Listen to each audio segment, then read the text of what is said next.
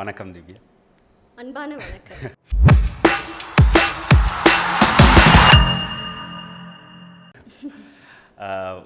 டான்ஸ்ங்கிற ஒரு விஷயத்தை தாண்டி கலைக்குள்ளே நிறைய வேறு விஷயங்களுக்குள்ளே நீங்கள் இன்வால்வ் ஆகியிருக்கிறீங்க.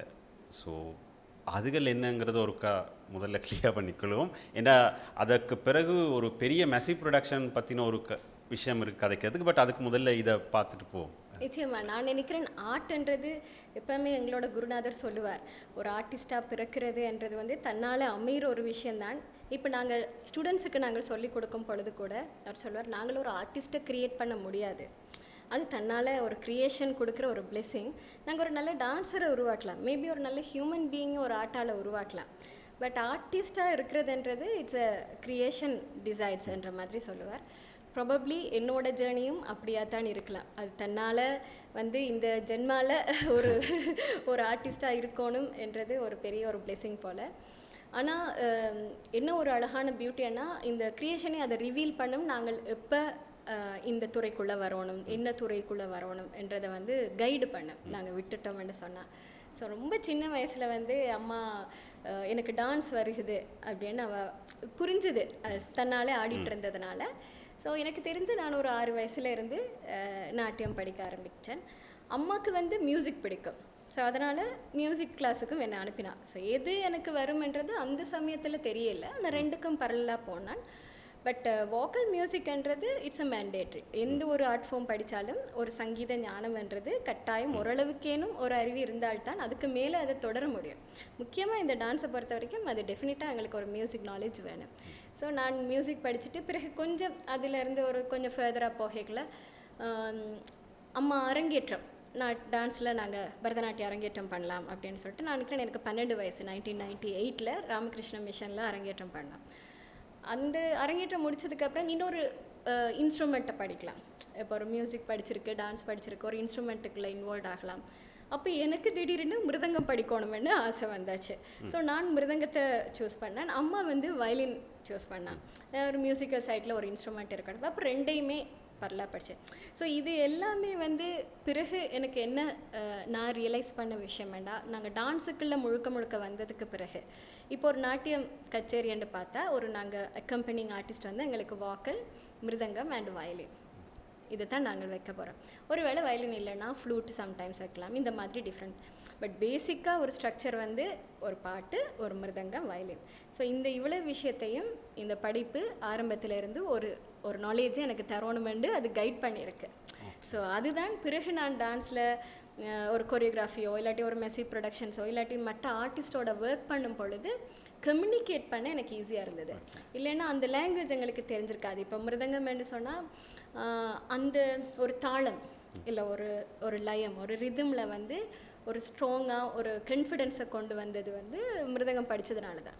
ஏன்னா அதில் இருக்கிற டேர்ம்ஸ் வந்து நாங்கள் டான்ஸ் படிக்கும்போது அவ்வளோவா படிக்க மாட்டோம், அந்த டெப்த்தில் படிக்க மாட்டோம். ஸோ இது படித்ததுனால எனக்கு கம்யூனிகேட் பண்ண முடிஞ்சது. So it's very easy. ஒரு பேசிக் ஒரு ஃபவுண்டேஷன் எனக்கு இருந்ததுனால இது எல்லாம் கூட சேர்ந்து வரும் பொழுது. பட் என்னோடய அப்பா வந்து எனக்கு ஐ திங்க் ஒரு 13 வயசில் இறந்துட்டார். அதுக்கப்புறமா எனக்கு ஒரு அப்பாவா எல்லாமா ஒரு கைடாக இருந்தது பாரதி. ஸோ பாரதி கவிதைகள் வந்து எனக்கு தமிழ் மேலே ஒரு மோகத்தை கொண்டு வந்தது. ஸோ அது பிறகு தமிழ் கூட சேர்ந்தது. ஸோ இப்படி தான் என்னோட கலைப்பயணம் ஆரம்பிச்சுது. பட் அதாவது ஸ்ரீலங்காவில் நீங்கள் ஆரம்பித்ததுலேருந்து ஸ்ரீலங்காலே படித்ததா இல்லாட்டி அதுக்கு இந்தியா இதுக்குள்ளே எப்படி இந்தியாவோட கனெக்ஷன் எந்த மாதிரி? ஆரம்பத்திலேருந்து நான் ஸ்ரீலங்காவில் தான் படிச்சுட்டு இருந்தேன். இப்போ நான் பிறந்தது வந்து யாழ்ப்பாணத்தில், பலாலி ஏர்போர்ட்டுக்கு பக்கத்தில் குறும்பசெட்டி என்ற ஒரு ஊரில். ஆனால் அந்த ஊரில் கிட்டத்தட்ட ஒரு 40 நாள் தான் இருந்திருப்பேன். அதுக்கு பிறகு அங்கேருந்தே நாங்கள் டிஸ்பிளேஸ் ஆகிட்டோம். அம்மா அங்கே தெல்லிப்பள்ளியில் ஒரு ஊரில் ஆரம்பித்தா எனக்கு டான்ஸு. ஆனால் ஒரு நாள் தான், விஜயதசமி மட்டும்தான், அதோடையே திருப்பி நாங்கள் கொழும்புக்கு வந்தாச்சு. ஸோ அதனால் எனக்கு டீச்சர்ஸ் நாட்டியத்துலேயும் வந்து டீச்சர்ஸ் வந்து மாறிட்டே இருந்தாங்க.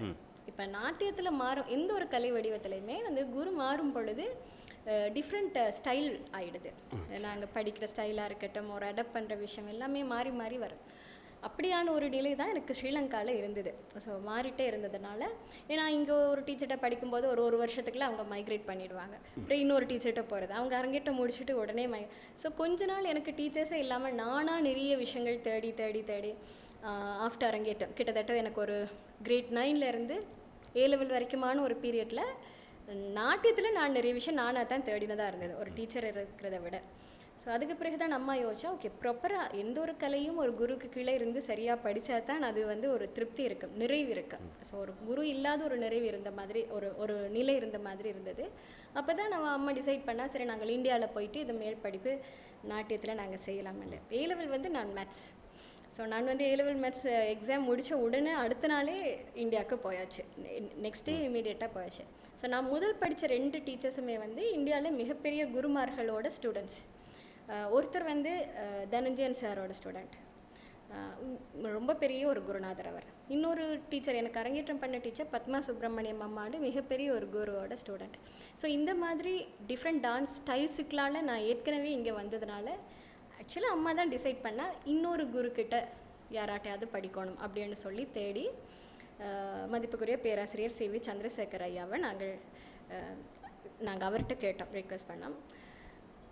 அங்கே போயிட்டு தான் தெரிஞ்சது அவர் அப்படி எல்லாரையுமே உள்ளே எடுக்கிறாள் இல்லைன்னு சொல்லி. அவங்களுக்குன்னு ஒரு டிசிப்ளின் அந்த ஒரு முறைகள் இருக்கும் இல்லையா. இவங்க வந்து பெரிய மகா குருமார், எல்லாரையும் உள்ளே எடுக்க மாட்டாங்க. அவங்களோட ஸ்டூடெண்ட்ஸாக சிஷ்யர்களாக இருக்கிறதுன்னா அதுக்கு ஒரு குவாலிட்டி எக்ஸ்பெக்ட் பண்ணுவாங்க. இப்படியெல்லாம் இருந்தது. என்னோட பாக்கியம் அவர் அக்செப்ட் பண்ணது. ஸோ ஆரம்பத்தில் நானும் எல்லாரும் போல தான் போனேன். இந்தியாவில் போயும் கஷ்டமாக இருந்தது, எப்படா எங்கள் ஊருக்கு ஓடி வரலான்னு தான் இருந்தது. அதுக்கு பிறகு எனக்கு ரியலைஸ் பண்ண முடிஞ்சது. ஒரு பிரேக் எடுத்துகிட்டு நான் வரைக்கல, எங்களுக்கு வீசா முடிச்சுட்டு நான் வரைக்கல. ஒரு அந்த இங்கே வந்துட்டு அந்த 15 டேஸுக்குள்ளே ஐ ரியலைஸ்ட் ஓகே நான் திருப்பி போகணும் சார்கிட்ட, இன்னும் நம்ம நிறைய படிக்க இருக்கு. அதுதான் பிறகு அப்படியே தொடர்ந்து இந்தியா பக்கமான ஒரு ஜேர்னி. ஆனால் ஃபர்ஸ்ட் இனிஷியலாக நான் இந்தியாவுக்கு போகும்போது தெரிஞ்சோ தெரியாமலோ பண்ணின ஒரு விஷயம் என்னென்னா, நான் இங்கே படித்த எல்லா கலைகளையும் அங்கேயும் போய் கண்டினியூ பண்ணேன். வோக்கல், வயலின், மிருதங்கம் எல்லாத்தையுமே அங்கேயும் நான் கண்டினியூ பண்ணக்கூடிய ஒரு சான்ஸ் முதல்ல கிடச்சிது. ஸோ அது ஒரு நல்ல ஒரு பேஸ் வந்து எனக்கு இங்கே படிச்சுட்டு போய் அங்கேயும் படித்ததுனால திருப்பி இங்கே வந்துட்டு மிருதங்கம் எல்லாமே இங்கே இருக்கிற எக்ஸாமினேஷன் போர்டை கம்ப்ளீட் பண்ணக்கூடிய ஒரு சான்ஸ். NCMS எக்ஸாமில் டீச்சர்ஸ் கிரேட் வரைக்கும் நான் நினைக்கிறேன். இது வரைக்கும் கூட மிருதங்கம், பரதநாட்டியம் இப்படி 2 டீச்சர்ஸ் கிரேட் முடித்து கலாவித்தகர் இருக்கிறது வேற ஒருத்தரும் இருக்க மாட்டாங்க. ஓகே, அந்த ஒரு சான்ஸ் வெரி ரேர் காம்பினேஷன். உங்களை பொறுத்த வரைக்கும் பரதநாட்டியத்தோட உங்களோட பயணம் ஒரு ஒரு எத்தனை வருஷம்னு எனக்கு சரியா ஒரு எப்படி ஒரு 3 தசாப்த காலத்துக்கு மேலே இருக்குது. ஸோ நீங்கள் ஆரம்பத்தில் பார்த்த அந்த பரதநாட்டியத்துக்கான என்னது இன்ட்ரெஸ்ட்டோ இல்லாட்டி அதுக்கான ஆர்வத்தையும் தாண்டி இப்போ இருக்கக்கூடிய இந்த ஜென்ரேஷன் என்ன மாதிரியான டிஃபரன்ஸை பார்க்குறீங்க உங்களுக்கு ஒரு 3 நிச்சயமாக. இப்போ நான் படித்த காலத்தை விட்டுட்டு நான் கற்பித்த காலம் என்று பார்த்தாலே, அதாவது டீச்சிங்குள்ளே நான் வந்ததுன்னு பார்த்தாலே கிட்டத்தட்ட இப்போ ஒரு 3வது ஜென்ரேஷன்ன்ற அளவுக்கு வரலாம். ஏன்னா 2006 எங்களோட Abhinay Kshetra school of dance நாங்கள் ஸ்டார்ட் பண்ணினோம். ஸோ அதுவே இப்போ ஒரு 2 தசாப்தம் 20 வருஷத்துக்கு கிட்ட ஆகுது. ஸோ ஆரம்பத்தில் படித்தவங்கள முதல்ல நாங்கள் முழுக்க இது ஒரு சேரிட்டி டான்ஸ் ஸ்கூல். கிட்டத்தட்ட ஒரு 30 பிள்ளைகள் ஒரு ஃப்ரீ ஆஃப் சார்ஜில் படித்த ஒரு காலம் அது. அவங்க படித்ததுக்கும் அதுக்கு பிறகு ஒரு காலகட்டமும் இப்போ இருக்கிறது மொத்தமாகவே ஒரு வித்தியாசம் பார்க்க முடியறது. இப்போ இதில் எல்லாமே அழகாக தான் நான் பார்க்குறேன், எதையுமே குறை சொல்கிறதுக்கு இல்லை, அழகாக தான் பார்க்குறேன். ஆனால் ஒரு முதல்ல நான் ஃபர்ஸ்ட் பேட்சில் இருந்த ஹார்ட் ஒர்க்கிங் இப்போ நான் பார்க்க முடியலை. இது வந்து ஒரு வெளிப்படையான ஒரு உண்மையாக இருக்குது. டீச்சிங் அப்ரோச்சும் நாங்கள் வேறு மாதிரி தான், கற்பித்தல் யுக்திகள் நிச்சயமாக நாங்கள் மாற்றத்தான் வேணும். இப்போ இருக்கிற காலம் ப்ரெசன்ட் டேஸ்ன்னு பார்த்தா ஆஸ் அ டீச்சர்ஸாக எங்களுக்கு ஒரு சேலஞ்ச் இருக்குது. என்னென்னா நாங்கள் படித்து வந்த காலம் வந்து ஒரு குருகுலம். இப்போ நாங்கள் முதல்ல எங்களோட அரங்கேற்றங்கள் 2010ஆம் ஆண்டு எங்களோட ஃபர்ஸ்ட் அரங்கேற்றம் ஸ்டூடெண்ட்டு தான் நடந்தது. அது தொடர்ந்து ஒவ்வொரு வருஷமும் நடக்கும். கிட்டத்தட்ட ஒரு ஃபர்ஸ்ட் ஒரு 5-6 இயர்ஸான அரங்கேற்றம் 2019 வரைக்குமே ஓரளவு ட்ராக் பண்ண முடிஞ்சது. குருகுல சிஸ்டத்தில் இருந்தது, வீட்டில் தங்கி படிப்பாங்க. ஸோ எங்களோட டான்ஸ் ஸ்கூல் மட்டும்தான் அப்படி ஒரு சிஸ்டத்தை நாங்கள் வலுக்கட்டாயமானது இல்லை, விரும்பியே கொண்டு வரப்பட்ட ஒரு சிஸ்டமாக இருந்தது. ஆனால் எனக்கு இன்றைக்கி ஒரு அரங்கேற்றம் பண்ணுற ஸ்டூடெண்ட்டை அப்படி எங்களோட வீட்டில் ஒரு 4 மாதம் 5 மாதம் வச்சுருந்து படிப்பிக்கலாமான்றது எனக்கு தெரியல. இப்போ எனக்கு முன்னாடி படித்த ஸ்டூடெண்ட்ஸை நினச்சா வியப்பாக இருக்குது, எப்படி அவங்க படித்தாங்க. நான் எல்லோரும் சின்ன பிள்ளைகள், 11 வயசு 12 வயசு ஸ்கூல் கோயிங் கிட்ஸாக தானே இருக்கேன்.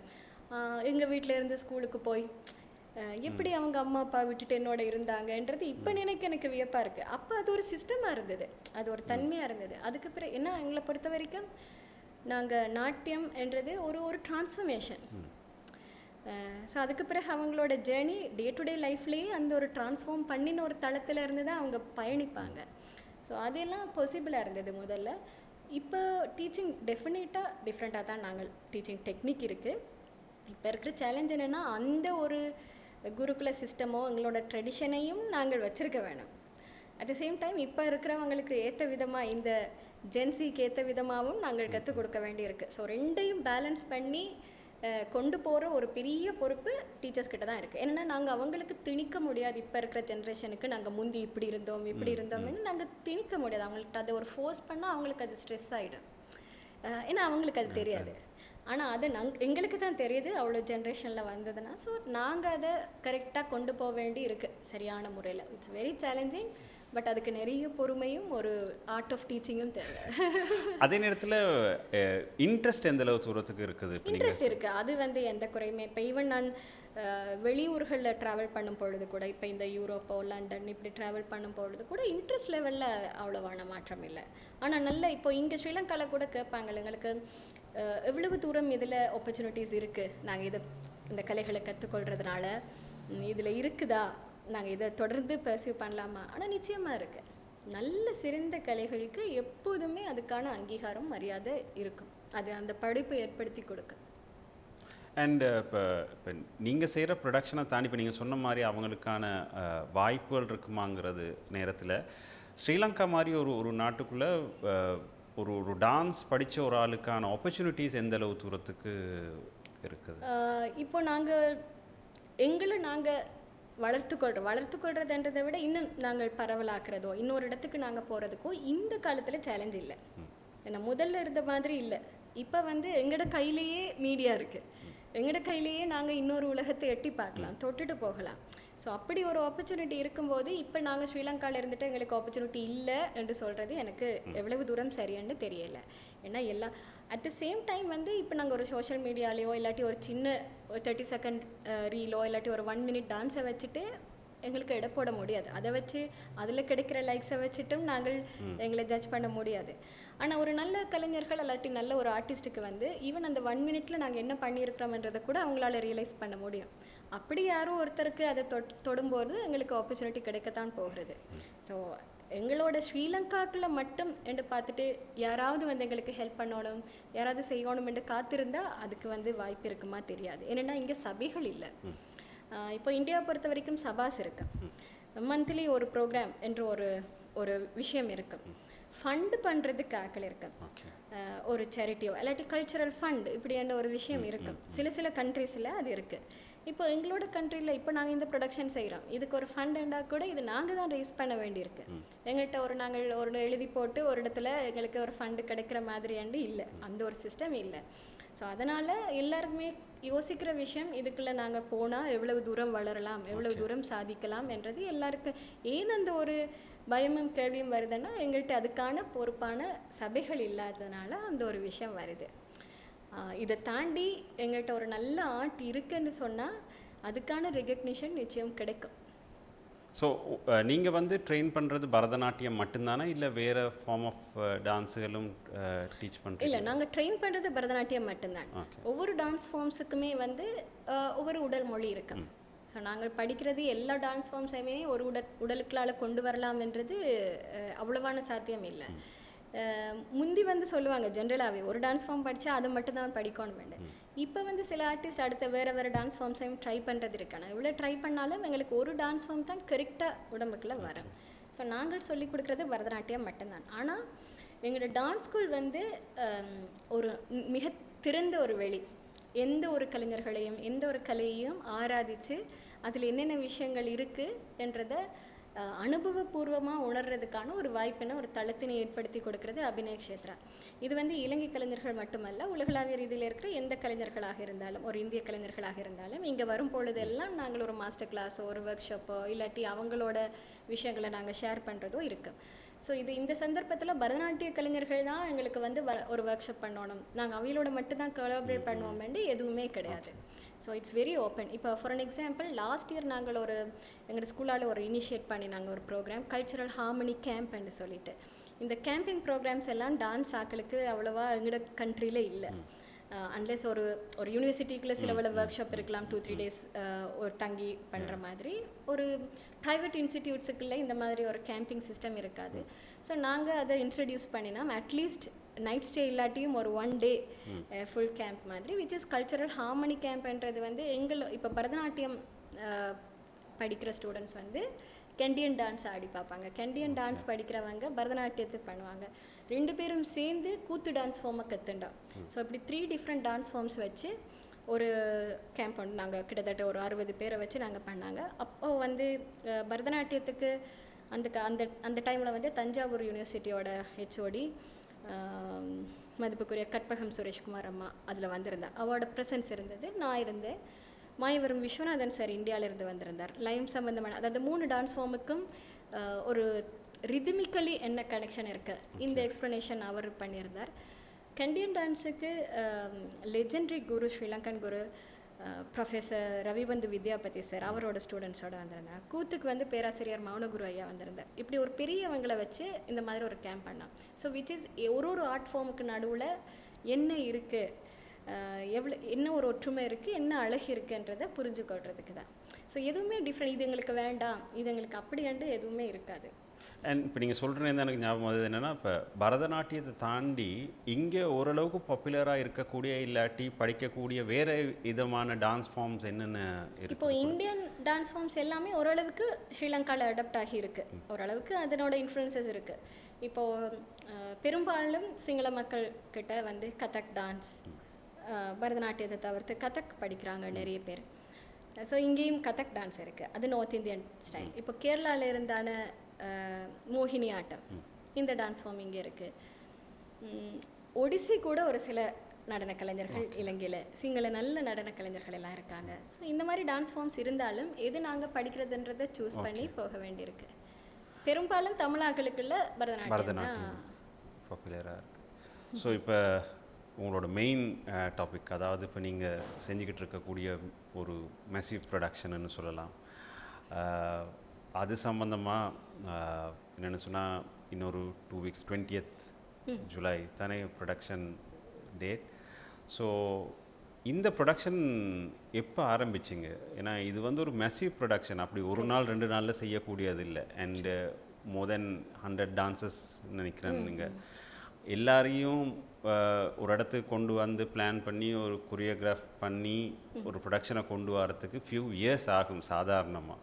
நீங்கள் அந்த லெவலுக்கு எக்ஸ்பெக்ட் பண்ணுறதா இருந்தால். ஸோ இதை எப்போ ஆரம்பிச்சிங்க? அண்ட் என்ன ரீசனுக்காக இந்த பர்டிகுலர் டாபிக் கீழே? கண்டிப்பாக இப்போது நான் ஏற்கனவே எல்லா இன்டர்வியூஸ்லேயும் சொல்கிற ஒரு விஷயம் தான், அபிநய க்ஷேத்ராவில் நடக்கிற எல்லாமே தானாக தான் நடக்குது. நாங்கள் ஒன்றும் பெருசாக இதை செய்யணுமென்ற பிளான் இருக்கிறது இல்லை. அப்போல்லாம் நான் யோசிக்கிறது வந்து, ஓகே இந்த படைப்பு, இந்த க்ரியேஷன் வந்து என்னை ஒரு இன்ஸ்ட்ருமெண்ட்டாக யூஸ் பண்ணுது, நான் ஒரு கருவியாக இருக்கிறேன் இந்த விஷயங்களை கொண்டு வரதுக்குண்டு தான். அப்போ நாங்கள் ஃபஸ்ட்டு இப்படி ஒரு மெஸ்ஸி ப்ரொடக்ஷனை விச் இஸ் நாங்கள் ரெக்கார்ட் பண்ணி, நாங்கள் 2012ஆம் ஆண்டுலேருந்து நாட்டிய நாடகங்கள் பண்ணுறோம். 2006 நாங்கள் ஸ்டார்ட் பண்ணினாங்க டான்ஸ் கிளாஸ். ஸோ 2012 வரைக்குமான ஒரு பீரியடில் வந்து ஆடியோ ஏற்கனவே இருக்கிற எங்களோட ஒலி நாடாக்களை பயன்படுத்தி ஒரு நாட்டிய வடிவமைச்சு நாட்டிய நாடகங்கள் ஒரு 1 hour ப்ரோக்ராம் அப்படி டான்ஸ் ட்ராமாஸ் எல்லாம் பண்ணியிருக்கு. பட் ஒரு ப்ராப்பர் ஸ்கிரிப்ட் எழுதி ஒரு ரிசர்ச் பண்ணி அதுக்கு ஒரு தனி மியூசிக் போட்டு இந்த மாதிரி ஒரு டான்ஸ் ட்ராமா ஒரு கிட்டத்தட்ட ஒரு 70 பேரை வச்சு ஆரம்பித்தது 2012. இது ஃபஸ்ட்டு ப்ரொடக்ஷன் வந்து சுவாமி விவேகானந்த சர்ச். அது வந்து இங்கே இருக்கிற விவேகானந்த ராமகிருஷ்ண மிஷன், சுவாமி விவேகானந்தரோட 150வது பிறந்த தினம் அந்த மாதிரி ஒரு இது, அதுக்கு அவங்க கேட்டிருந்தாங்க. அப்போது சுவாமிஜி என்னை பார்த்துட்டு ரொம்ப சர்ப்ரைஸ் ஆனார். ஏன்னா நீங்கள் தான் இவ்வளோ சின்ன ஆளாக இருக்காவே, இவ பண்ண போகிறாவா என்ற ஒரு, அவர் என்னை மதிக்க கூட இல்லை, ஒரு பெரிய ஆச்சரியத்தில் தான் இருந்தார் இந்த ப்ரோக்ராம் முடிகிற வரைக்கும் என்ன நடக்குதுன்னு. ஆனால் சாமிஸ் கிரேஸ் நல்லா அது அமைஞ்சது. அதுதான் எங்களுக்கு ஒரு பெரிய கான்ஃபிடென்ஸை கொடுத்தது. முதல் முறை நான் பண்ணும் பொழுது எல்லாத்துக்குமே ஒரு ஏதோ ஒரு வாய்ஸ் எங்களுக்கு வரும் இல்லையா, ஒரு கைடன்ஸ் இருக்கும். அந்த மாதிரி எப்படி இதை பண்ணுறது, இவ்வளோ ரிசர்ச் ப்ரொடக்ஷன், ஒரு விவேகானந்தர் சச்சரிதம்ன்றதும் பெரிய விஷயந்தான். ஒரு ஒரு ஒரு ஆளோட பயோகிராஃபி எடுத்தேன்.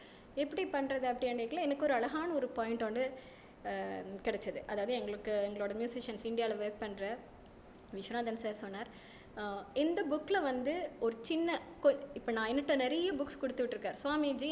என் மேலே நம்பிக்கை இல்லாமல் எனக்கு நிறைய புக்ஸ் எல்லாம் கொடுத்து விட்டார். அப்போ அப்படியே அடுக்கி வச்சுட்டு இருக்கேன். அப்போ அவர் சொன்னார், பாரு அந்த புக்கில் எது சின்னதாக இருக்குதுன்னு சொல்லி, அந்த புக்கை ஃபஸ்ட்டு எடுத்துக்கோ. இது இன்ன வரைக்கும் எனக்கு அது I'm very thankful to that note அவர் சொன்னது. ஏன்னா அந்த விஷயத்தில் வந்து ஒரு கிறிஸ்பியாக எது முக்கியமோ அது இருக்கும். ஸோ அது நாங்கள் ஃபஸ்ட்டு எடுத்துகிட்டு அதை டீட்டெயிலாக பெரிய புக்கிலேருந்து நாங்கள் ரெஃபர் பண்ணிக்கலாம். இந்த ஒரு சிஸ்டம் வந்து இது ஒரு சின்ன ஒரு விஷயந்தான், ஆனால் ஒரு பெரிய மாற்றத்தை எங்களுக்கு ஒர்க் வைஸாக கொண்டு வரும். ஸோ இந்த மாதிரி ஒரு ப்ரொடக்ஷன் ஒர்க் பண்ணும்போதும் நான் எனக்கு பெரிய ஒரு லேர்னிங்காக தான் எடுக்கிறேன். நான் இப்போ ஃபஸ்ட்டாக சொன்னேன், என்னென்னு இது எப்படி பண்ணுறது, யார்கிட்ட கொடுத்து எழுதுறது. அப்போ அவர் சொல்கிறார், உன்னை தவிர வேறு யார் எழுதிருக்கு, நீயே எழுதிக்கோ. ஸோ அதுவும் ஒரு த வாய்ஸ். ஸோ அன்னையிலேருந்து இன்ன வரைக்குமே வந்து எல்லா டான்ஸ் ட்ராமா ஸ்கிரிப்டும் நானே தான் எழுதுறது. அப்போ எனக்கு வந்து திருப்தி இருக்கும், பிகாஸ் நான் பண்ணுற ரிசர்ச். ஸோ அதை வந்து எனக்கு பாடலாக்குறதோ எழுதுறதோ வந்து அவ்வளவான ஒரு பெரிய கஷ்டமான விஷயமா இருக்கே இல்லை, தமிழ் மேலே ஆசை இருக்கிறதுனால. இந்த ஸ்கூல் டைமே உங்களுக்கு தான் தெரியுமே, ராயல் காலேஜ்னா கவிதை போட்டிக்கு போகிறது, அங்கே போகிறது, இங்கே போகிறதுன்னு. ஸோ இந்த கவிதை எழுதின பழக்கங்கள் கொஞ்சம் இருந்ததுனால இந்த பாடலாக்குறதோ ஒரு ஸ்கிரிப்ட் எழுதுறதோ அவ்வளவு பெரிய ஒரு கஷ்டமாக தெரியலை. அப்போ எழுதிட்டு ப்ரெசென்ட் பண்ணினது நாங்கள் செய்தது சக்ஸஸ்ஃபுல்லாக இருந்ததுனால கான்ஃபிடென்ஸ் கிடச்சிது. இப்போ அதில் வந்து யாராவது ஏதாவது சொல்லியிருந்தா கொஞ்சம் டவுட் இருந்திருக்கேன். ஸோ சுவாமிஜியே ரொம்ப சந்தோஷப்பட்டேன். இன்ஃபேக்ட் அவர் கண்ணீர் மல்க அவ்வளவு வாழ்த்து சொன்னது இன்ன வரைக்கும் எங்களுக்கு அது ஒரு பெரிய பிளெஸிங். ஸோ அது தொடர்ந்து செய்கிற எல்லா ப்ரொடக்ஷன்ஸும் அந்த ஒரு லெவலில் தான் நாங்கள் பண்ணிகிட்ருந்தோம். ஸோ அடுத்து ஒரு கட்டத்துக்கு நாங்கள் நகர வேணுமே. எப்போவுமே ஒரு நகர்ச்சி என்றதும் வளர்ச்சி என்றதும் எந்த ஒரு ஆர்டிஸ்ட்டுக்கும் தேவை. ஒரு ஆர்டிஸ்டோட வளர்ச்சி அது கண்ட்ரிக்கான ஒரு கண்ட்ரிபியூஷன் தான். நிச்சயமாக எங்களோட ஒரு எலிவேட் பண்ணி வர்ற விஷயம் தானே. அப்போ தான் எனக்கு வந்து மதிப்புக்குரிய லால்குடி ஜிஜிஆர் கிருஷ்ணன் ஐயாவோட அறிமுகம் கிடைச்சது. அவர் இந்தியாவில் மிக புகழ் பெற்ற ஒரு வயலின் இசைக்கலைஞர். அப்போ அவரை வச்சுட்டு நாங்கள் ஒரு ப்ரொடக்ஷன் பண்ணினா, இந்த ப்ரொடக்ஷனை வந்து உண்மையாக சொல்லப்போனால் சுவாமி ஷிரடி சாய்பாபா அவரோட அந்த சச்சரிதம் அந்த புக் இருக்குது. அந்த புக்கை படித்து முடித்தாலே பெரிய புண்ணியம் என்று சொல்லுவாங்க. நான் சுவாமி டிவோட்டியாக இருக்கிறனால நான் யோசிச்சேன், ஓகே இந்த சச்சரிதத்தை ஒரு டான்ஸ் ட்ராமா ஆக்கினா என்ன அப்படின்னு யோசிக்கும் போது அந்த காலத்தில் மதிப்புக்குரிய ஈஸ்வரன் ஐயா இருந்தார். சும்மா இப்படி பேசிகிட்டு இருக்கேங்க, யதார்த்தமான ஒரு மீட்டிங்கில் சும்மா சொன்னேன், இந்த புக்கை ஒரு டான்ஸ் ட்ராமா பண்ணினா அப்படின்னோன்னா அவர் இம்மீடியட்டாக அவர் அழுதுட்டார். அது இன்னும் எனக்கு ஞாபகம் இருக்குது. ஏன்னா அவர் உடனே சொன்னார், இது வந்து ஏதோ ஒரு பெரிய, ஏன்னா அவரை முதல் முறை நான் சந்தித்து நாங்கள் பேசுகிறோம். ஏனெண்டா நாங்கள் அவிசாவளியில் இந்த மாதிரி ஒரு கோவில் கட்டுறோம், அதுக்கு நாங்கள் ஃபண்ட் ரைஸ் பண்ண வேண்டியிருக்கு. இது ஏதோ ஒரு காஸ்மிக் கனெக்ஷன் போல் இருக்குது. நீங்கள் இந்த டான்ஸ் ட்ராமா பண்ணி கொடுங்க, அதில் வரப்போகிற நிதியை நாங்கள் அவிசாவளிக்கு எடுத்துக்கிறோம். ஸோ தாராளமாக பண்ணலாமேன்னு. அப்போ அவர் ஃபஸ்ட்டு ஒரு இன்வெஸ்ட்மெண்ட், அவர் வந்து ஒரு ஃபஸ்ட்டு ஸ்பான்சர் பண்ணிவிட்டு பிறகு அவங்களே தான் அந்த ப்ரொடக்ஷனை பண்ணாங்க. என்னை பொறுத்த வரைக்கும் ஒரு ஸ்டூடியோவில் எப்படி ஒரு ரெக்கார்டிங் பண்ணுறது, எப்படி ஆர்டிஸ்ட் வச்சு செய்கிறது என்ற ஒரு லேர்னிங்காக இருந்தது. இதுதான் எங்களுக்கு வந்து ஒரு மெசிவான இந்த மாதிரி இந்தியாவில் போய் அங்கே ரெக்கார்ட் பண்ணி இங்கே வந்து கொண்டு வந்து செய்த ஒரு ப்ரொடக்ஷனாக இருந்தது. ஸோ அந்த எக்ஸ்பீரியன்ஸ் வந்து நாங்கள் செய்த ஸ்டூடியோ அங்கே வெரி பாப்புலரான ஒரு ஸ்டூடியோ, ரிசவுண்ட் இண்டியாண்டு மதிப்புக்குரிய கலைமாமணி ஸ்ரீ சாய் ஸ்ரவணம், அவர் தான் ரெக்கார்டிங் ஆர்டிஸ்ட், மிக்சிங் மாஸ்டரிங் எல்லாமே அவரோட ஸ்டூடியோ. இவர் வந்துட்டு ஏஆர் ரஹ்மான் சாரோட தபலா ஆர்டிஸ்ட். ஸோ அதனால் எனக்கு அவர்கிட்ட இருந்தும் நிறைய லேர்ன் பண்ண முடிஞ்சது. எனக்கு அவர் தான் மதிப்புக்குரிய ராஜ்குமார் பாரதி ஐயாவை இன்ட்ரடியூஸ் பண்ணி வச்சார். அந்த ப்ரொடக்ஷன் பண்ணும்போது தான் அவர் சொன்னார், நீங்கள் ராஜ்குமார் பாரதி சாரோட கட்டாயம் ஒரு ப்ரொடக்ஷன் ஒர்க் பண்ணணும், நீங்கள் செய்து பாருங்க. ஏற்கனவே நான் பாரதி பக்தை. ஸோ ஒரு மகாகவி பாரதியாரோட கொள்ளுப்பேரன்னு ஒருத்தரோட நாங்கள் உட்காந்து பேசுகிறதுண்டா அது எங்களுக்கு ஜென்ம புண்ணியம்னு நான் நினச்சிட்டு உடனே சரண்டர் பண்ணிட்டேன். ஸோ அதுக்கு அடுத்த ப்ரொடக்ஷன் வந்து நாங்கள் திருக்கேதீஸ்வரம் கோவில், நான் கைலாச பிள்ளை ஆண்டி மதிப்புக்குரிய மனிதநேயன் ட்ரஸ்ட் ஃபவுண்டேஷன் அவங்களோட ஃபவுண்டர்ஸ் சேர்மன் அண்ட் இங்கே டெம்பிள் ஆஃப் ஃபைன் ஆர்ட்ஸோட இயக்குனர். ஸோ அபிராமி கைலாச பிள்ளை ஆண்டியும் அங்கிளோடையும் எனக்கு நெருங்கிய ஒரு தொடர்பு இருந்தது. அப்போது அவங்களுக்காக அவரோட கைலாச பிள்ளை அங்கிளோட ஒரு இறுதி காலத்தில் அவருக்காக இந்த திருக்கேதீஸ்வர தேவாரங்கள் எல்லாம் ரெக்கார்ட் பண்ணி அவருக்கு கொடுக்கணும் அப்படின்னு ஒரு ஆசை இருந்தது. அவர் அதை கேட்டுட்டு இருப்பார் தினமும் அப்படின்ட்டு. நான் அதுக்கான ஒரு முயற்சிகள் எடுத்து ஒரு 2-3 தடவை ஸ்டூடியோவும் புக் பண்ணி, எங்களுக்கு எப்போவுமே இந்தியன் ஆர்டிஸ்ட் வருவாங்க, எங்களோட அரங்கேற்றங்களுக்கு அக்கம்பெனி பண்ணுறதுக்கு. அவங்கள வச்சு இங்கே ஸ்ரீலங்காவில் ஸ்டூடியோ புக் பண்ணியாச்சு. ஆனால் ஒவ்வொரு முறை ஒரு 3 வாட்டி அதுக்கு தடங்களாகவே இருந்தது. அதுக்கு பிறகு நான் அப்போது அங்கிளும் நாங்கள் மிஸ் பண்ணிட்டோம், அவரும் இறந்துட்டார். அதுக்கு பிறகு நான் ஆண்டிட்டு சொன்னேன், ஓகே சிவன் கொஞ்சம் பெருசாக எதிர்பார்க்குறார் போல், இந்த 30 பாட்டெல்லாம் போதாது போல், அதனால் நாங்கள் ஸ்தல புராணத்தை அப்படியே நாட்டிய நாடகமாக்கிடலாமே அப்படி என்ற ஒரு எண்ணம் வந்தது. அப்போ தான் அங்கே வந்து கும்பாபிஷேகத்துக்கான இந்த திருப்பி புனருத்தாரண பணிகள் போயிட்டு இருந்தது. அப்போ ஒவ்வொரு சந்நிதி கட்டுறதுக்கும் ஒருத்தர் நிறைய பேர்கிட்ட ஃபண்ட் கலெக்ட் பண்ணி இப்படி ப்ரொடக்ஷன்ஸ் பண்ணிகிட்டு இருந்தாங்க. அப்போ தான் நாங்கள் இந்த ஒரு சந்தர்ப்பத்தை பயன்படுத்தி கேது சந்நிதி கட்டுறதுக்கான ஒரு நிதியினை நாங்கள் திரட்டி தாரோம், ஸ்தல புராணம் பண்ணுறோம் அப்படின்னு சொன்னேன். அப்போ ஆண்டி வெரி ஹாப்பி, நான் ரொம்ப சந்தோஷப்பட்டான். அப்போ தான் அவள் உடனே ஸ்பான்சர் கொடுத்து நீங்கள் வேலையை ஆரம்பிங்கோ, இந்தியாவில் போய் ரெக்கார்ட் பண்ணுங்கோ அப்படின்னு சொன்னான். ஸோ அதுக்கு பிறகு அந்த ப்ரொடக்ஷன் நாங்கள் இங்கே கொண்டு வந்து, அது வந்து ராஜ்குமார் பாரதி சாரோட மியூசிக்கில் வெரி ஃபஸ்ட் டைம் ஸ்ரீலங்காவில் வந்த ஒரு இசையமைப்பு நாட்டிய நாடகம். இதுதான் வரலாற்றில் முதல் முறையாக ஐயாவோட இசை இலங்கைக்கு வந்தது நாட்டிய நாடகமாக. அப்போது அது பண்ணி அது கிட்டத்தட்ட ஒரு 70 பேர் அதில் ஆடினாங்க. அந்த ஸ்டேஜில் இருந்து நான் கீழே வரும் பொழுது எனக்கு இந்த ரிக்வெஸ்ட் வந்தது, நீங்கள் திருக்கேதீஸ்வரத்துக்கு பண்ணிட்டீங்க, அடுத்தது கதிர்காமத்துக்கு பண்ணித்தாங்கோ அப்படின்னு கேட்டாங்க. ஸோ இதுதான் இன்று நாங்கள் 20ஆம் தேதி பண்ண போகிற இந்த கதிர்காமத்து நாட்டிய நாடகத்துக்கான ஒரு பெரிய ஃப்ளாஷ்பேக் ஸ்டோரி. இந்த அண்டிக்கு திருக்கேதீஸ்வரம் அண்டிக்கு வந்த ஒரு விண்ணப்பம் தான். அப்போ நாங்கள் இந்த கோயிலுக்கு பண்ணணும் அப்படின்ட்டு ஒரு எண்ணம் இல்லை, இது வந்து எங்களை நிர்ணயிக்கப்பட்ட ஒரு விஷயம், ஏற்கனவே வந்து ஒரு கொடுத்த ஒரு மெசேஜ். ஸோ இதை எக்ஸிக்யூட் பண்ணி கொண்டு வரதுக்கு கிட்டத்தட்ட 5 வருஷம் ஆகிடுது. ஏன்னா உங்களுக்கு தெரியும் லாக்டவுன் எல்லாம் வந்தது. அது ஏன்னா எங்களோட திருக்கேதீஸ்வர ப்ரோக்ராம் தான் லாக்டவுனுக்கு முதல் நடந்த ஒரு ப்ரொடக்ஷன். ஸோ எங்களோட கண்ட்ரி சுச்சுவேஷன் எல்லாம் கொஞ்சம் சரியாக வரட்டும், நாங்கள் கொஞ்சம் எக்கனாமிக்லி ஸ்ட்ரென்த்தன் ஆனால் தான் எக்ஸ்சேஞ்ச் ரேட்டு பெட்டராகும், நாங்கள் அங்கே போய் எல்லாம் செய்கிறதுக்கான கொஞ்சம் வெயிட் பண்ணினா தக்க தருணம் வரைக்குள்ள அது இப்போ நடக்குது. ஸோ இப்போ இந்த கதிர்காமத்து விஷயத்துக்குள்ளே நீங்கள் போனதுக்கு பிறகு உங்களுக்கு இதுக்குள்ளே நீங்கள் நிறைய ரிசர்ச், சாதாரணமாக நீங்கள் சொன்னீங்க தான் நிறைய ரிசர்ச் பண்ணுறேன்னு, இதுக்குள்ளே உங்களுக்கு இன்ட்ரெஸ்டிங்கான ஃபேக்ட்ஸாக இருந்த விஷயங்கள் என்னவா இருந்துச்சு? இப்போது எனக்கு இதை பொறுத்த வரைக்கும் எங்கே தொடங்கி எங்கே முடிக்கிறதுன்றே தெரியாமல் இருக்கும். எல்லா ரிசர்ச்சுமே ஒரு மாதிரி அப்படித்தான். ஸோ நாங்கள் நிறைய புக்ஸை படித்து எது முக்கியமான என்னென்னா இதெல்லாம் ஒரு பெரிய புராண வரலாறுடைய ஒரு தலங்கள். ஸோ அப்படி அடிக்கல நிறைய ஸ்டோரிஸ் இருக்கு, நிறைய விஷயங்கள் நாங்கள் சொல்ல வேண்டியும் இருக்கும். அப்போ எதை அந்த 95 மினிட்ஸுக்குள்ளே சொல்லணுமென்றது தான் பெரிய ஒரு முக்கியமான விஷயம். ஸோ எனக்கு வந்து சின்னதாக பார்த்து எல்லா பாயிண்ட்ஸுமே ரொம்ப அழகாக இருந்தது. இதில் என்னென்னா உண்டு, இப்போ ஆரம்பத்தில் எங்களுக்கு ஒரு புராணமாக இருக்கும் கதை. இப்போ அந்த சூரபத்மனை சம்ஹாரம் செய்கிறதுக்காக பாசறை அமைத்த இடம் ஏமக்கூடம் கதிர்காமம் என்றானதுண்டு இது ஃபஸ்ட்டு எல்லா புக்ஸ்லையுமே இருக்கும். இது ஒரு பெரிய ஒரு விஷயமா, அது பழைய விஷயமா இருக்குது. ஸோ இதுக்குள்ளே இருந்து கொஞ்சம் வரைக்குள்ள எங்களை இதிகாச கதைகள் எல்லாம் வந்து இந்த ராமாயணத்தோட கதிர்காமம் எப்படி லிங்க் ஆனது, இந்த மாதிரி விஷயங்கள் கூட எங்களுக்கு வரும். ஸோ இதுக்கு பிறகு வரைக்குள்ள ஜென்ரலாக பொதுமக்களோட மன்னர்களோட தொடர்பட்டதுண்டு கொஞ்சம் கதைகள் இருக்கு. அது எது உண்மையாண்டு எங்களுக்கு தெரியாது, ஆனால் எல்லாமே இந்த புக்கோட ரெஃபரன்ஸ், சிங்கள புக்ஸுக்களால் இருக்கிற ரெஃபரன்ஸ் இப்படித்தான் எங்களுக்கு இருக்கும். பிறகு மக்களோட தொடர்பு பட்டு வரும். ஸோ அதிலிருந்து கொஞ்சம் எங்களுக்கு கனெக்ட் பண்ண முடியும் மக்களோட வரைக்கும். ஸோ ஒரு ஓகே பிரிட்டிஷ் காலத்தில் கதிர்காமத்துக்கு போக முடியாமல் அதெல்லாம் ஒரு சர்ப்ரைஸாக இருந்தது. இவ்வளோ பாத யாத்திரை இவ்வளோ பேர் போய்கொண்டிருக்க அதை மறிச்சிருக்கிறாங்க, அதை ஸ்டாப் பண்ணியிருக்கிறாங்களேக்குள்ள ஒரு ஆச்சரியமாக இருந்தது. ஸோ அதுக்கு இம்மீடியட்டாக இன்னொரு ரெமெடி ஒரு விஷயத்துக்காக என்ற மாதிரி அங்கே கோயில் ஸ்டாப் பண்ணிக்க இங்கே கொழும்புல ஆடிவேல் திருவிழா ஆரம்பிக்குது, இங்கே அவங்க ஆரம்பிக்கிறாங்க. ஸோ அந்த ஒரு முருக பக்தர்களும் இல்லாட்டி அந்த முருகனை தேடி செல்கிற விஷயங்களும் குறையலை. இல்லை அங்கே போகிறதுக்கு நிப்பாட்டினதுக்கான ரீசன் ஏதாவது இருக்குமா, இல்லை உங்களுக்கு அப்படி? இப்போ அந்த ரீசன் அண்ட் இருக்குது, 2-3 ரீசன்ஸ் அதுக்குள்ள கொடுக்குறாங்க. பொலிட்டிக்கல் ரீசனும் இருக்குது, அதை தவிர அங்கே போனால் ஏதோ தொற்று நோய்கள் வரும் என்ற ஒரு ரீசன் இருக்குது. இப்படி எல்லாமே வந்தது. ஆனால் எது உண்மைன்றது எங்களுக்கு தெரியாது. எல்லாமே ஒரு வரலாற்று பதிவாக தான் எங்களுக்கு இருக்குது. வரலாற்றுகள் திரிவுபடுத்தப்பட்டதாகவும் இருக்கலாம். ஆனால் அதுக்கு பிறகு இருக்கிற விஷயம் திருப்பியும் அந்த கதிர்காமத்துக்கு அவ்வளோ பேர் போகிறாங்க. ஒரு எல்லாம் ஒட்டுமொத்தமாக பார்க்கல ஒரு சாரமாக எங்களுக்கு ஓகே இந்த உலகத்துக்குள்ளேருந்து நாங்கள் எதை எடுக்கணும் ஒரு பாயிண்ட் அண்ட் இருக்கும் இல்லையா, அந்த ஒரு பாயிண்ட் எங்களுக்கு வந்து ஒற்றுமை.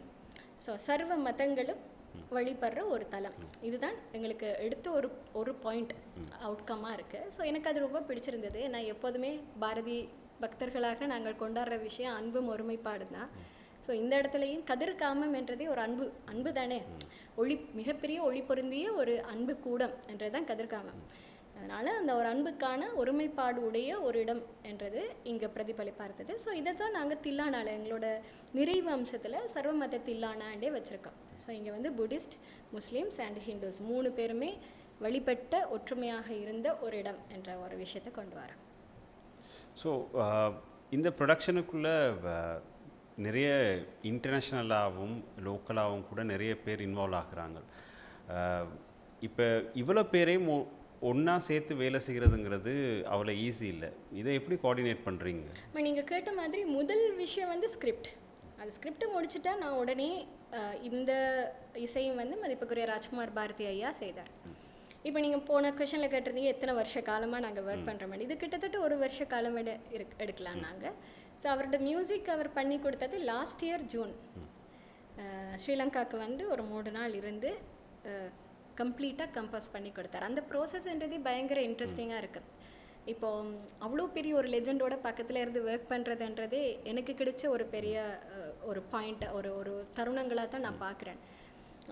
ஏன்னா நிறைய விஷயங்கள் நாங்கள் என்ன தான் ப்ரிப்பேர் பண்ணியிருந்தாலும் இப்போ அவரோட இருந்து ஒர்க் பண்ணிக்க அவர் உடனே சொல்ல ஓகே இந்த ஓகே பாட்டு எழுதுமா இந்த பாட்டை கொடுத்துரு அப்படின்னு மியூசிக்கை போடு. அப்போ நம்ம இம்மீடியட்டாக ஒரு பாட்டு எழுதணும். அவருக்கு முன்னால் நாங்கள் யோசிச்சுட்டு இருக்க முடியாது வார்த்தைகளுக்கு. அது எல்லாமே வந்து அவ்வளோ இன்ட்ரெஸ்டிங்கான ஒரு பாயிண்ட்ஸ். நாங்கள் எப்படி அவர் ஒரு மேஜிக்காக ஒரு மியூசிக் வருது எங்கேயோ வருது, அதுக்கு லிரிக்ஸ் கேட்குறார்.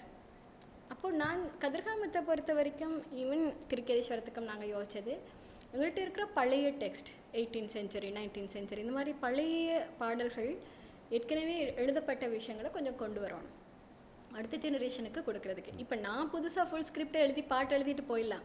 ஆனால் அதை விட ஏற்கனவே இருக்கிற பாடல்களை நாங்கள் கொண்டு வரும் பொழுது அது ஒரு ரிசர்ச்சுக்கான ஒரு தளமாக இருக்குது. ஸோ யாராவது ஒருத்தருக்கு இந்த ரிசர்ச் பாயிண்டில் இன்ட்ரெஸ்ட் இருந்ததுன்னா ஈவன் இந்த கதிரவேட் பெருமானே கருணை தேவை இந்த ஹெட்டிங் கூட எங்கேருந்து எடுத்தா, எந்த பாட்டில் இருந்து எடுத்தா என்றதை தேடி பார்க்கலாம். இது வந்து நாங்களாம் சொல்ல மாட்டோம். அது ஒரு சீக்ரெட்டாக வச்சுக்கிறது. யார் வேணுமோ கேட்குறவங்களுக்கு சொல்ல முடியும். ஏன்னா எனிவே என்னட்ட ரெஃபரன்ஸ் இருக்குது. பட் அது ஒரு இன்ட்ரெஸ்டிங் தானே. ஒரு யார் கேட்டாங்களோ அவங்களுக்கு ஓகே இதுதான் இந்த பாட்டில் இருந்து இவர் எழுதுனதுன்னு கொடுத்துறது.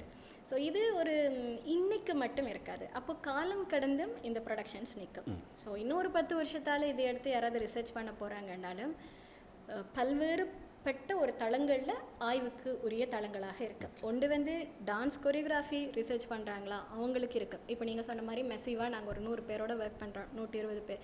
என்னென்ன டான்ஸ் ஃபார்ம்ஸ் உள்ளே வந்தது, எப்படி நாங்கள் இதை ஒர்க் பண்ணியிருக்கிறோம், என்ன கொரியோகிராஃபி யூஸ் பண்ணியிருக்கிறோம், இது எல்லாத்தையும் ரிசர்ச் பண்ணுறதுக்கு யாராவது ஒரு டான்ஸர் வந்து பண்ணலாம். அதுக்கான ஸ்கோப் இருக்குது. அதே மாதிரி லிரிக்ஸ் நீங்கள் பார்த்தீங்கன்னாலும் எங்கேருந்து எடுத்தோம், ஏன் இதை எடுத்தோம்ன்றதுக்கான ஒரு ஸ்கோப் இருக்குது. இப்போ டெக்னிக்கல் சைடு ஒரு ரெக்கார்டிங் என்று பார்த்தா கூட யாராவது சவுண்ட் இன்ஜினியரிங் பண்ணுறவங்களுக்கு கூட இது ஒரு ஸ்கோப் இருக்குது. எப்படி லேயர் பண்ணியிருக்கு, என்னென்ன இன்ஸ்ட்ருமெண்ட்ஸ் ஜாயின் பண்ணியிருக்காங்க. ஒரு ஃப்ளூட்ன்றாலே எத்தனை விதமான ஃப்ளூட்ஸ் அவங்க யூஸ் பண்ணியிருக்கு. வெறும் பெம்போ ஃப்ளூட் மட்டும்தான் பாவிச்சிருக்காங்களா, வேறு ஃப்ளூட்ஸ் இருக்கா, ஸோ அந்த சவுண்டிங் எப்படி வருது, அதை எப்படி லேயர் பண்ணியிருக்காங்க, இப்படி நிறைய விஷயங்கள் அதுக்குள்ளே வெரி டீட்டெயில்டாக இருக்குது. ஸோ ஒரு 95 மினிட்ஸுக்குள்ளே ஒரு ஆடியன்ஸ் கிட்ட நாங்கள் எக்ஸ்பெக்ட் பண்ணுறது ஜஸ்ட் என்ஜாய், அனுபவிங்க, அந்த கலா ரசனை எடுங்க. அதுக்கு பிறகு வேறு யாராவது அதை பற்றி இன்னும் தேடணுமென்றவங்களுக்கு நாங்கள் எவ்வளோ விஷயமும் ரிவீல் பண்ண ரெடி. ஸோ இந்த டீமை பற்றி கொஞ்சம் சொல்லுங்கள். இதில் இன்வால்வ் ஆகியிருக்க. ஸோ ஃபஸ்ட்டு வந்து இதுக்கான மூல காரணம் நிச்சயமாக நான் அபிராமி கைலாச பிள்ளை ஆண்டி தான் சொல்லுவேன். இப்போ அவள் வந்து முன்னின்று செய்யுங்கோன்னு சொல்லாட்டி இதுக்கான ஒரு முனைப்பு இருக்காது. அவகிட்ட இருந்த அந்த உந்துதல் அதை செய்யணும். அப்போ முதல்ல அதுக்கப்புறம் வந்து நான் என்னோடய ரிசர்ச் பண்ணிவிட்டு நான் ராஜ்குமார் பாரதி சார்கிட்ட கொடுக்குறேன். இப்போ அவர்கிட்ட கொடுத்துட்டாலே ஒரு பாதி வேலை முடிஞ்சுது. ஏன்னா அவரோட விஷுவலைசேஷன். இப்போ நான் ஒரு காட்சிகளை நாங்கள் இப்போ ஒரு ஸ்கிரிப்ட் பண்ணும் பொழுதே ஃபைனல் ப்ராடக்ட் எப்படி வரப்போகிறது ஓரளவு டான்ஸ்லேண்டு எங்களுக்கு ஒரு இமேஜினேஷன் கிடச்சிடும். அதே மாதிரி சாருக்கு வந்து ரெக்கார்ட் பண்ணினதுக்கப்புறமா மியூசிக் எப்படி ஃபைனல் ப்ராடக்ட் வரப்போகுதுன்னு பண்ணும்போதே அவருக்கு தெரிஞ்சு போயிடும். ஒரு பிஜிஎம்மாக இருக்கட்டும், இல்லை என்னென்ன இன்ஸ்ட்ருமெண்ட்ஸும் அதுக்குள்ளே ஜாயின் பண்ணுறதா இருக்கட்டும். இப்போ நான் சாரெல்லாம் வந்து ஸ்ட்ரிங் இன்ஸ்ட்ருமெண்ட்டு மட்டுமே நாங்கள் வயலின் யூஸ் பண்ணியிருக்கோம், சித்தார் யூஸ் பண்ணியிருக்கோம், வீணை இருக்குது, ஸ்வரமண்டல் என்ற ஒரு இன்ஸ்ட்ருமெண்ட், பழைய இன்ஸ்ட்ருமெண்ட், அந்த சவுண்டிங்காக அது யூஸ் பண்ணினோம். ஸோ ஒரு ஸ்ட்ரிங்லேயே இவ்வளோ இன்ஸ்ட்ருமெண்ட்ஸ் யூஸ் பண்ணியிருக்கோம். ஸோ அப்போ ஒரு மெசிவ் ஒர்க் தான். சில விஷயங்கள் வந்து நாங்கள் அப்படியே விட்டுறது. ஓகே, அந்த அந்த மியூசிக் எதை கேட்குதோ, இந்த மியூசிக்குக்கு என்ன நீடு வேணுமோ அந்த இன்ஸ்ட்ருமெண்ட்ஸ் எல்லாத்தையுமே கொண்டு வர்றது. ஸ்டாப் பண்ணுறதில்ல. ஐயோ இல்லை சார் பட்ஜெட் ஆகிடுதா, இது வேண்டாம் அது வேண்டாம், அப்படி பண்ணுறதில்ல. ஸோ நாங்கள் அதுக்கு தேவைன்னா அதை பாவிச்சு தான் ஆகணும். ஸோ நாதஸ்வரம் இதில் வந்து ரொம்ப அழகாக இருக்குது நாதஸ்வரம். ஸோ இந்த ஆர்டிஸ்ட் எல்லாரையும் வந்து ராஜ்குமார் பாரதி சார் டிசைட் பண்ணினாலும் எங்களுக்கு அந்தந்த சமயத்தில் அவங்க அவைலபிளாக இருக்கணும், அவங்க வந்து வாசிக்கணும். அப்போ அது எல்லாமே இந்த க்ரியேஷன் கொண்டு வர்றது தான். அது ஒரு பிளெஸிங்ஸ் தான். இப்போ இந்த ஃப்ளூட் இதில் வாசிச்சது வந்து he himself is a music director Naveen Chandar. அதே மாதிரி MR Kannan sir for violin, அவரும் ஒரு மியூசிக் கம்போசர். அவங்க எல்லாம் பெரும்பாலும் இளையராஜா சார் ரஹ்மான் சாரோட எல்லாம் ஒர்க் பண்ண ஒரு சினி ஃபீல்டுக்குள்ளேயும் இருக்கிறவங்க.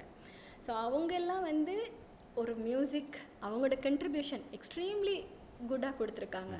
அந்த இடத்துக்கான ஒரு மியூசிக்கை எங்களோட ஸ்ரீலங்காவில் இங்கே இருக்கிற கலைஞர்களும் இங்கே நடனம் பயில்கின்ற ஒரு சின்ன குழந்தைகளும் கூட அதை அனுபவிச்சு அதுக்கு ஆடக்கூடிய ஒரு ஆப்பர்ச்சுனிட்டி கிடைக்குதுன்னா இதை விட பெரிய விஷயம் எனக்கு எதுவுமே தெரியல. இதுதான் எனக்கு ஒரு மெசிவாக தெரியுது.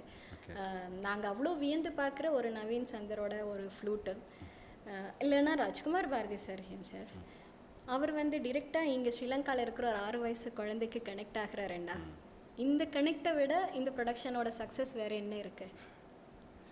அண்டு இங்கே இருக்கக்கூடிய சிங்கள ஆர்டிஸ்ட் ஒரு சிலரும் இதில் இன்வால்வ் ஆகியிருக்கிறாங்க தானே, அது யார் யார் இன்வால்வ் ஆகியிருக்கிறாங்க? இப்போ இந்த கதைக்கு ஏற்று தான் நாங்கள் நடன வடிவமைப்புகளை உள்ளே கொண்டு வந்தோம்.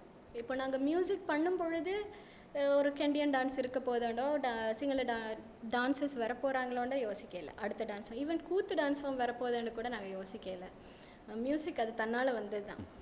கொண்டு வந்து நாங்கள் டான்ஸ் கொரியோகிராஃபி நான் பண்ணும் பொழுது தான் எனக்கு வந்து ஐடியாஸ் வந்தது. ஓகே, இதை நாங்கள் இன்வால்வ் பண்ணலாம். எல்லாமே திணிக்கப்படையில் அந்த காட்சி அமைப்புக்கும் கதைக்கும் ஏற்ப தான் கொண்டு வந்திருக்கு. இப்போ இதில் ஒரு சீன் ஒன்று வருது, இந்த எல்லாளனுக்கும் துட்டகேமனுக்குமான ஒரு சந்திப்பு. அப்போ நான் யோசிக்கிறேன், ஓகே எல்லாளனுக்கு வந்து ஒரு தமிழ் மன்னன் என்ற ஒரு காட்சி இருக்குது. அவர் வந்து போர் புரியும் போது துட்டகேமனோட 75 வயசுக்கு மேலே என்றது வரலாறு சொல்லுது. அப்போது பேராசிரியர் மௌனகுரு ஐயாட்ட கேட்பான், கேரக்டர் ரொம்ப மேட்சிங்காக இருக்கு. அவர் வந்து செய்தால் ஒரு சந்தோஷம். அந்த கூத்து டான்ஸ் ஃபார்மை நாங்கள் உள்ளே கொண்டு வந்து தேவை எங்களோட மக்களுக்கு அது தெரியப்படுத்த வேண்டிய ஒரு தேவையும் இருக்குது. அந்த டான்ஸ் ஃபார்ம் வருது என்னைக்குல. அப்போ துட்டுகேமனுக்கு நாங்கள் அவரோட பண்ணுறதுக்கு நாங்கள் கேண்டியன் கலைஞர் பேராசிரியர் ரவி பந்து வித்யாபதி ஐயா கிட்ட கேட்டேன். இப்போ என்ன ஒரே ஒரு எனக்கு இருக்கிற ஒரு பெரிய நன்றி, நான் உங்களுக்கு என்ன சொல்கிறேன்னா, கேட்கும்போது உடனே ஓமெண்டு சொல்லி ஓகே பண்ணி வாருது. இப்போ அவங்க அவ்வளோத்துக்கு என்கரேஜ் பண்ணுறாங்க. இப்போ இது அவங்கள பொறுத்த வரைக்கும் நான் ஒரு மிக மிக இளங்கலைஞர், அவங்க மிக முதிர்ந்த கலைஞர்கள், தேர்ந்த கலைஞர்கள். ஆனால் சொல்கிறத கேட்டு அதை லிசன் பண்ணி அந்த மியூசிக்கை உள்வாங்கி இப்படி தான் இதுதான் வேணுமென்று சொன்னால் அதுக்கேற்ற விதமாக அவங்களோட பங்களிப்பை செய்து இதில் வந்து பார்ட்டிசிபேட் பண்ண ஓகே பண்ணுறதுன்றதே ஒரு பெரிய ஒரு விஷயந்தான்.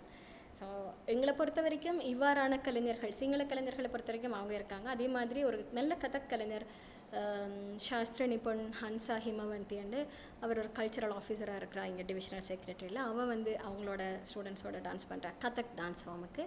இதை தவிர பரதநாட்டியம் படிக்கிற சிங்கள நடன கலைஞர்கள் கொலம்பு யூனிவர்சிட்டி விஷுவல் அண்ட் பெர்ஃபார்மிங் ஆர்ட்ஸில் இருந்து 2-3 அவங்க ஏற்கனவே அபிநய க்ஷேத்ராவோட இருக்கிற கலைஞர்கள்.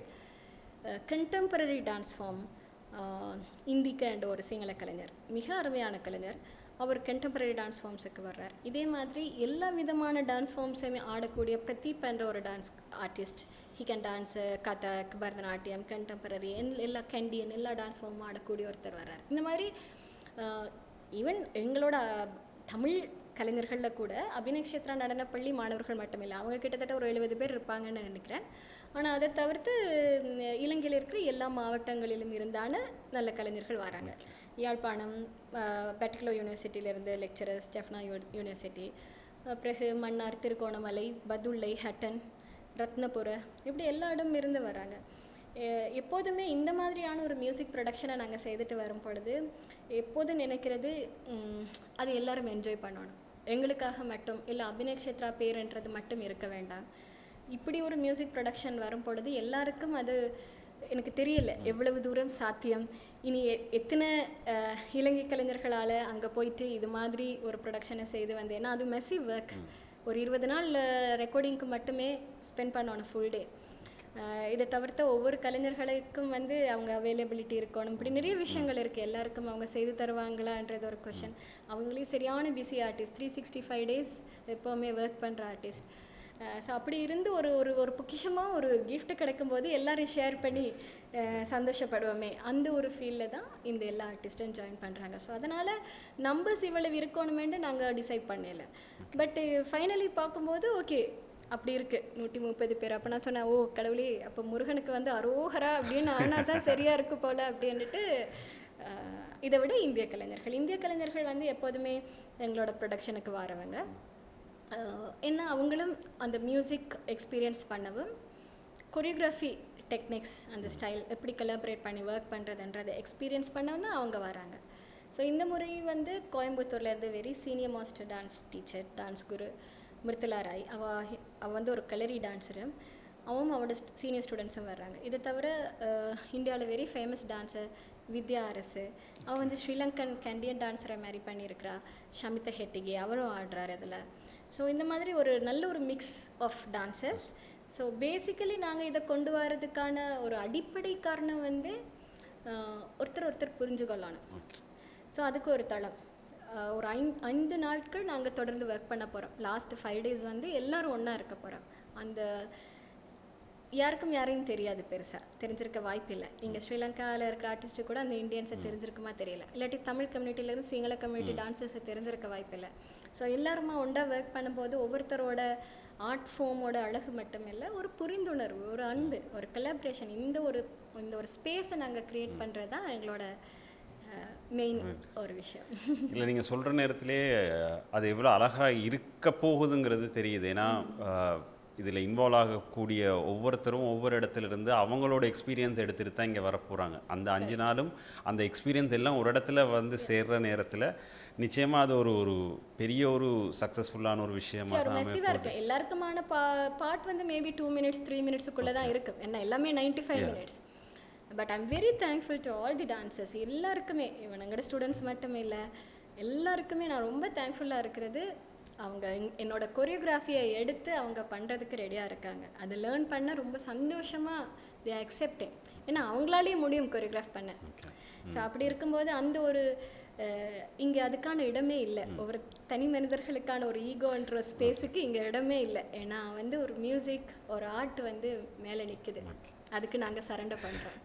இல்லை, ஒரு தமிழில் இந்த மாதிரியான ஒரு விஷயம் நான் நினைக்கல. ஒரு ரீசன்ட் பாஸ்டில் நடந்ததா எனக்கு தெரியலை. எனக்கு நடந்த மாதிரியும் நான் நினைக்கல. நானும் ஒரு 30 வருஷமா இருக்கேன், நானும் நடந்த மாதிரி நானும் பார்த்ததில்லை. ஸோ ஃபர்ஸ்ட் ஆஃப் இட்ஸ் கைண்டுங்கிற மாதிரியான ஒரு விஷயம் தான் எனக்கு நான் தோணுது. இதிலிருந்து பிள்ளையாக இருந்தால் யாரும் திருத்திக்கலாம், பட் எனக்கு தெரிஞ்ச வரைக்கும் இதான்னு நினைக்கிறேன். ஸோ 20th ஜூலை டைம் 6 மணிக்கு புதிய கதிரேசன் மண்டபத்தில் நடக்குது. நிச்சயமாக பார்க்க வேண்டிய ஒரு விஷயம். டைம் அலோகேட் பண்ணி எல்லாரும் பார்க்கணும். இது சம்மந்தமாக ஏதாவது இறுதியாக உங்களுக்கு சொல்ல ஏதாவது விஷயங்கள் இருக்குதா? நீங்கள் சொன்ன மாதிரி தான், எல்லோரும் வந்து பார்த்தா தான் எங்களுக்கு சந்தோஷம். இவ்வளோ தூரம் நாங்கள் ஒர்க் பண்ணுற ஒரு லிரிக்ஸ், நாங்கள் இயல் இசை நாடகம், இதுதான் எங்களோட முத்தமிழோடது. ஒரு இயல் நாங்கள் ஒர்க் பண்ணிவிட்டு இசை படிக்கிறவர்கள்ட்ட கொடுக்கும் பொழுது லிரிக்ஸ் நல்லா இருக்கே, இந்த கண்டென்ட் நல்லா இருக்கேன்னு சொன்னால் அதுதான் இயலுக்கான அழகு. அப்புறம் நாட்டியம் பண்ணுற போது அந்த இசையை அனுபவிக்கிறாங்கண்டா, ஐயோ இதில் ஃப்ளூட்டு நல்லா இருக்குது, இதில் வயலின் நல்லா இருக்குது, ஓ மை காட் இப்படி இருக்க மியூசிக்கை அனுபவிக்கிறாங்கன்னா அதுதான் அந்த மியூசிக்குக்கான சக்ஸஸ். இதே நாட்டியம் வரும் பொழுது அது அனுபவிக்கக்கூடிய ஆடியன்ஸ் இருக்கும் பொழுது தான் அந்த நாட்டிய கலைஞர்களுக்கான ஒரு மகிழ்ச்சி கிடைக்க போகிறது. ஸோ எல்லாருக்குமான மகிழ்ச்சி கிடைச்சாச்சு. இப்போ நாட்டிய கலைஞர்கள் காத்திருக்கிறாங்க. ஆடியன்ஸ் வந்தால் எல்லோரும் வந்து பார்த்து சந்தோஷப்பட்டால் தான். ஆனால் நிச்சயமாக எனக்கு தெரியும், இங்கே வந்து பார்க்குறவங்க எல்லாரும் மகிழ்ந்திருக்கக்கூடிய ஒரு கதை அம்சம் இருக்குது. ஏன்னா எல்லாருக்கும் பொருத்தமாகவும் இருக்கும். உங்களுக்கு ஒருவேளை லாங்குவேஜே புரியாட்டியும் மியூசிக் இட் செல்ஃப் அந்த மொழியை கொண்டு வருது. ஸோ உங்களுக்கு கதைகள் புரிஞ்சு கொள்ளக்கூடிய மாதிரி இருக்கும். கதை தெரியாதவங்களுக்கு ஒரு புது விஷயம் கிடைக்கிறதா இருக்கும். இல்லை குழந்தைகள், எஸ்பெஷலி ஸ்கூல் ஸ்டூடெண்ட்ஸ், மாணவர்கள், பள்ளி மாணவர்களுக்கு இதை நிறைய என்கரேஜ் பண்ண வேண்டியிருக்கு. எங்களோட ஹிஸ்ட்ரி, எங்களோட கதைகள் தெரிகிறதுக்கு அவங்களுக்கு இன்ட்ரெஸ்டிங்காக தான் இருக்குது. ஒன்றுமே புரியாமல் ஒரு சின்ன குழந்தை வந்தாலும் மேடையில் ஒரு முருகனையும் ஒரு அசுரனையும் பார்த்தா ஆண்டு தான் இருக்க போகிறாங்க. அதனால் நிச்சயமாக இது எல்லாருக்குமே பொருத்தமான ஒரு நிகழ்ச்சியாக இருக்கும். அதனால் 20ஆம் தேதி ஜூலை 6 மணிக்கு புதிய கதிரேசன் மண்டபத்தில் எல்லாரையும் வந்து பார்க்குமாறு அன்போடு அழைக்கிறோம் அபிநய க்ஷேத்ராவினூடாக. இதுக்கான நுழைவுச் சீட்டுகள் இருக்குது, அதுகளையும் எங்கள்கிட்டயே பெற்றுக்கொள்ளலாம். ஸோ இந்த ப்ரொடக்ஷன் பெரிய ஒரு சக்ஸஸாக வரணும்னு நாங்களும் விஷ் பண்ணுறோம். So all the very best Divya. Thank you. இந்த ஒரு நல்ல ஒரு சந்தர்ப்பத்தை தந்ததுக்கு உங்களுக்கு மிக்க மிக்க நன்றி. இந்த நிகழ்ச்சியின் ஊடாக பார்த்து கொண்டிருக்கின்ற அத்தனை பேருக்கும் எங்களோட அபிநய க்ஷேத்ராவின் அன்புகள். நன்றி. நன்றி.